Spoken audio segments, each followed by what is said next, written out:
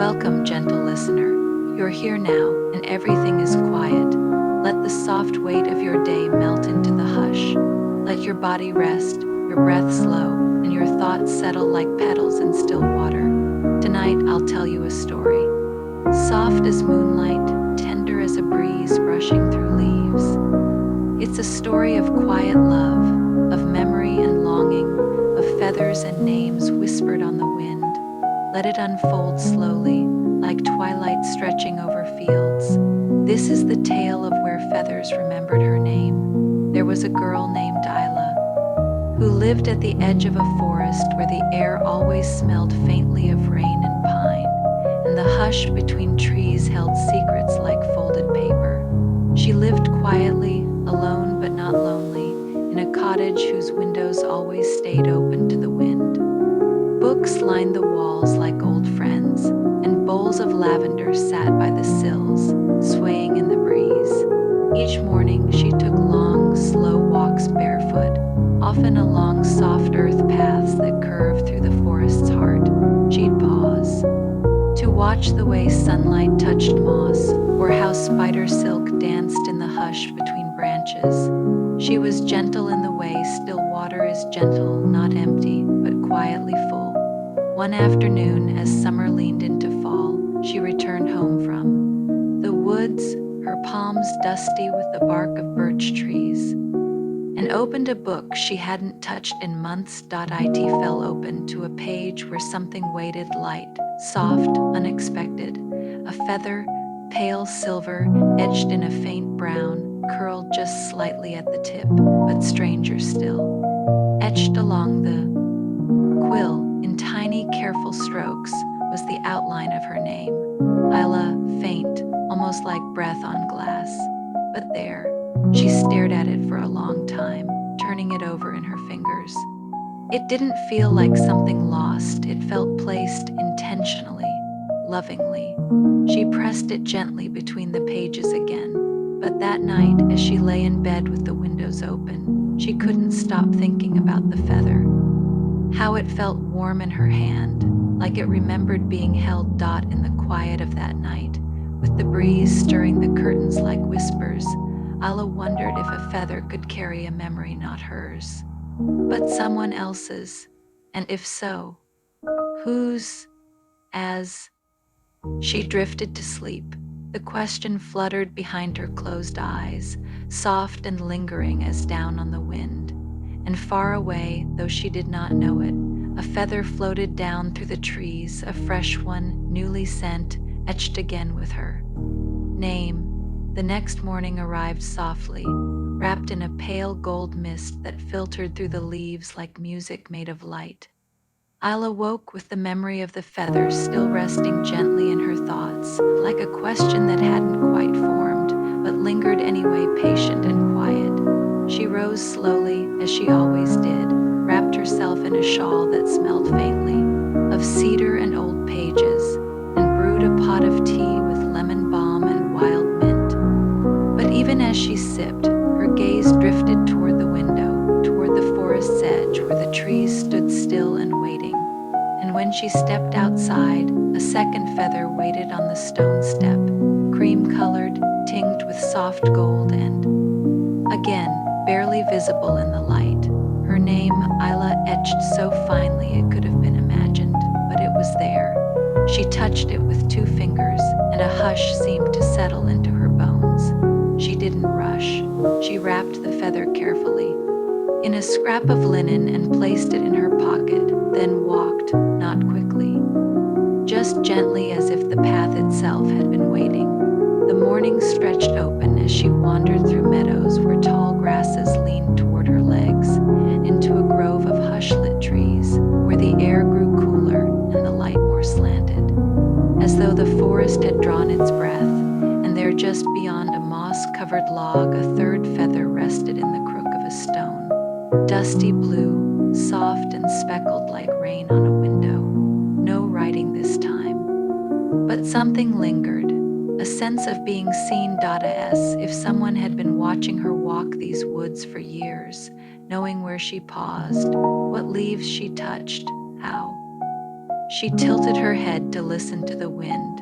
She didn't speak aloud, but her hands found the feather with reverence, as though she were collecting pieces of someone else's dream.be while late afternoon. She had found 3 more, all in quiet places, tucked gently into the world, in the hollow of an old tree beneath a stone where mushrooms bloomed, and hanging impossibly from the low branch of a birch tree caught like it had floated there and never fallen. She didn't question the trail. She just followed. And as the sun began to tip toward dusk, Isla reached the edge of a clearing she had never seen before, or perhaps had simply never noticed. There was something about it, the hush in the air, the smell of drying leaves, and old paint that felt familiar, as if a part of her had been waiting to arrive here, and the feathers had only shown her the way. A soft breeze stirred, and though no one was yet in sight, she felt the presence of someone nearby, not startling, not alarming, just gentle and watching. The clearing felt like a breath held in the middle of the forest, still, expectant, a place wrapped in quiet, where nothing rushed and nothing asked, it only welcomed. Isla stepped slowly into its heart, her fingers brushing the edge of her shawl, eyes drawn to a simple wooden bench beneath an old maple tree. The bark was pale with age, and scattered at its roots were feathers too many to be coincidence. They drifted like petals in all shades: russet, ivory, ash gray, sky blue, some smooth, some downy, all carefully placed, and beside them a worn sketchbook, closed and resting on the bench. She paused, not touching anything, only listening, and then from a short distance away the sound of footsteps, soft, hesitant. A man emerged from the trees. He wasn't tall or grand or startling in any way. In fact, he looked as if he belonged here, as much a part of the forest as the moss or the quiet wind. He wore loose linen sleeves rolled to the elbows, and his hands, lightly stained with pale blue and ochre, clutched a small bundle of feathers bound in twine. When he saw her, he stopped. His breath caught just barely, but not in fear, not even surprised, odd in recognition. She saw something flicker behind his eyes, a memory waking up. "Hello," he said quietly. His voice was like dusk, soft-edged, low, warm in its stillness. Isla didn't speak at first.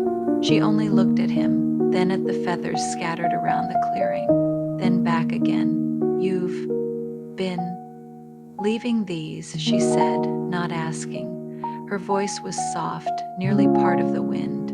He nodded just once. "I didn't know if you'd ever notice, or find them, or follow them." She stepped closer, not too close, and looked at the sketchbook on the bench. "May I?" He nodded again. Of course. Her fingers brushed the cover as she opened it. Inside, drawings, not of faces or places, but feathers, each one precisely as she'd found them, and beside many of them notes, not words exactly, moments.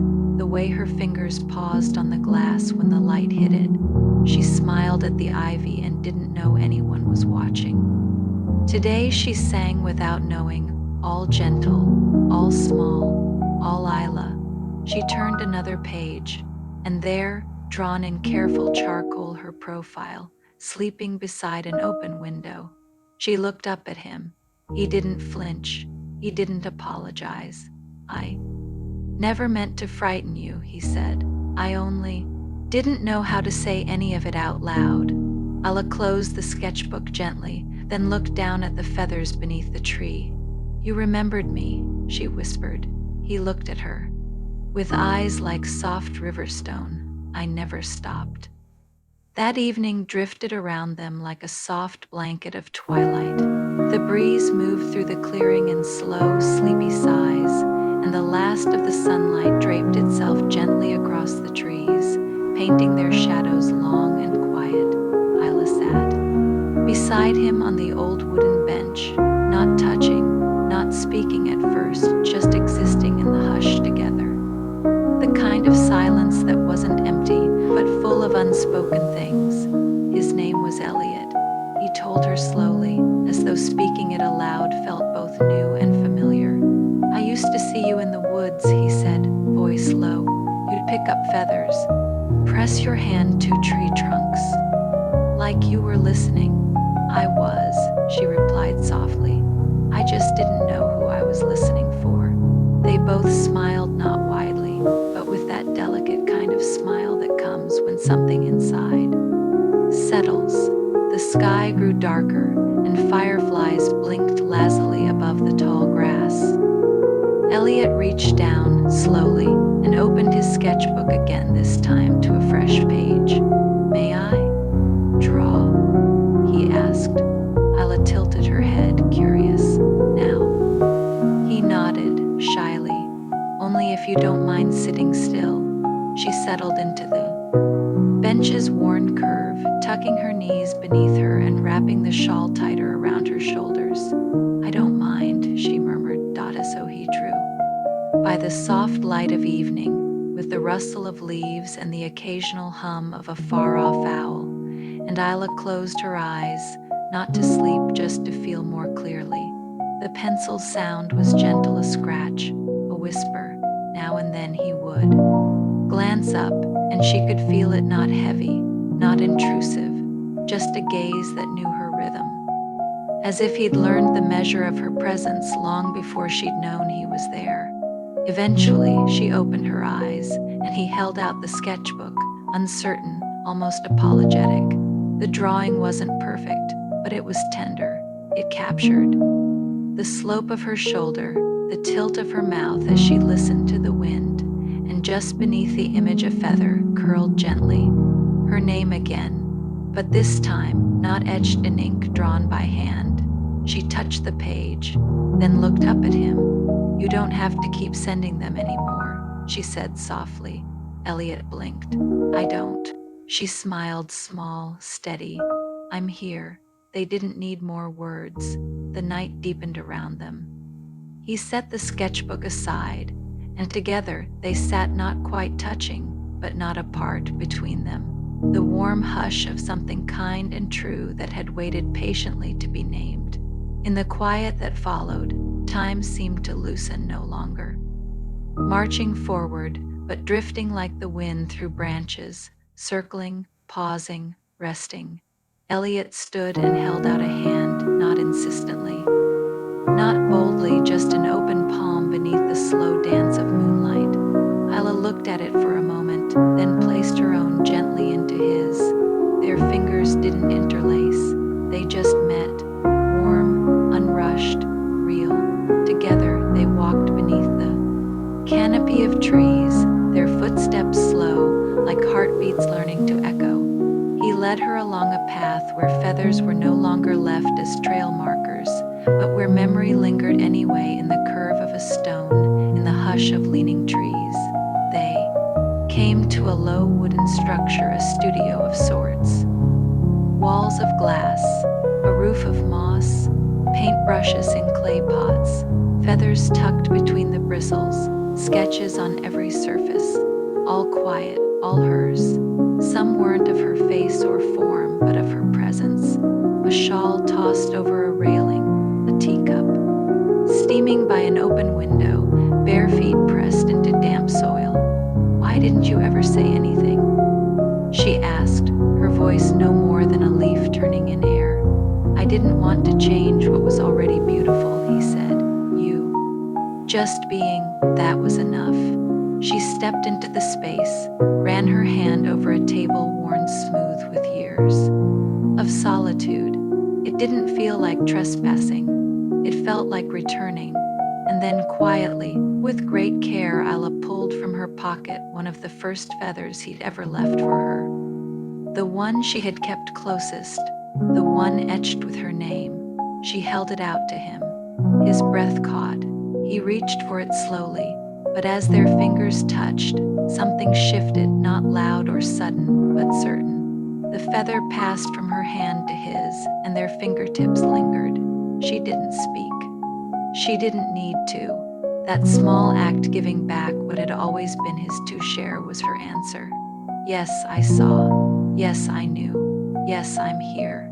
He closed his hand around the feather, as if holding a secret that no longer needed hiding. Outside, the night wind curled around the trees, gathering the last of the day's light in its arms. And inside the studio, Ella and Elliot stood still, not needing anything more than the closeness of quiet understanding.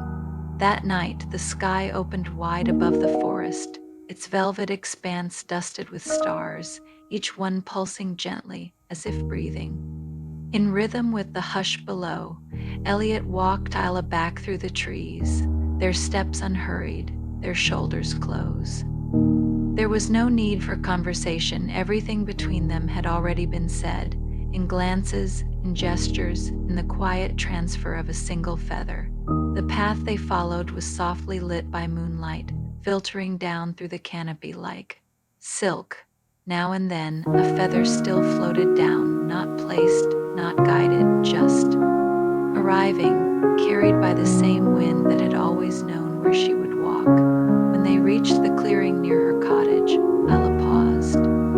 She looked up at the sky, then at Elliot beside her, and finally at her own hand where a final feather now rested, pale gray, edged with twilight blue. It hadn't been there moments before. It had simply appeared. There was no name etched into this one, no marks, just softness, just stillness. She turned to Elliot and offered it silently. He smiled not widely, but with the kind of quiet joy that doesn't need to bloom to be full. He didn't take it. Instead, he reached out and gently tucked it into her shawl, where it nestled at her collarbone like a secret kept safe. Neither said goodbye. They didn't need to. Something gentle had begun, not loudly, not suddenly, but surely, and it would remain, as the feathers would remain, carried by wind, by memory, by love that never needed a name.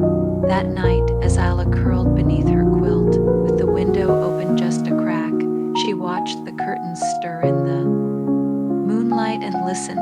No feathers floated in, but she didn't expect them to. She closed her eyes, and in the darkness, a breeze moved gently across her skin, warm, familiar, like a touch without touch. And somewhere in the forest, under stars that hummed with ancient calm, two names drifted quietly through the air, not spoken, not written, just remembered. And the wind, ever faithful, carried them softly into the night.